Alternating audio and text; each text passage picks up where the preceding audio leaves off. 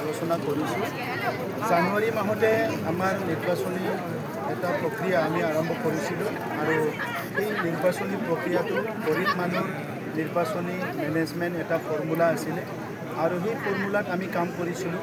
Phase 1, phase 2, phase 3 আমাৰ primary booth কমিটিবিলাকে খুব ভালকৈ কাম কৰিছে আৰু মাৰ্চ মাহতে আমি এটা ফলাফল ওলাইছিলোঁ যে আমাৰ নেক্সট নিৰ্বাচনটো কেনেকৈ হ'ব।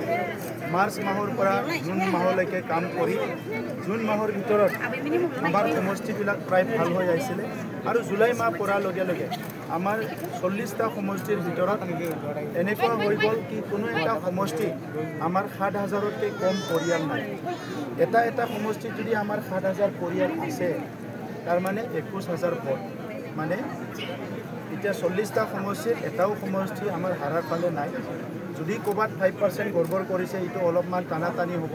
আদাৰৱাইজ 40টা সমষ্টিত আমাৰ 40টা সমষ্টিতে ভাল কাম হৈছে। জমদুৱাৰ সমষ্টি আমাৰ প্ৰাক্তন EM ৰেৱৰ নাৰ্জাৰী তাত বহুতবাৰ জিকিছে। আমাৰ MLA জিৰণ বসুমতাৰী ডাঙৰীয়া আগতে জিকিছে। আজি আমি চৰণ বসুমতাৰী ডাঙৰীয়াক ইয়াত টিকেট দিয়া হৈছে। গতিকে জমদুৱাৰ সমষ্টিৰ যিবিলাক ডাটা বিডাটা চব মিলি নেতা চব আমাৰ লগতে আছে। গতিকে জমদুৱাৰ সমষ্টিত কমচে কম 8,000ৰ পৰা 10,000 ভোটৰ ডিফাৰেঞ্চত আমাৰ কেণ্ডিডেট জিকিব, এইটো নিশ্চিত হৈ গৈছে। ওভাৰঅলটো বহুত ভাল, ছিংগল লাৰ্জেষ্ট পাৰ্টি হৈ পেলাই আমি চৰকাৰ গঠন কৰিম। Thank you sir.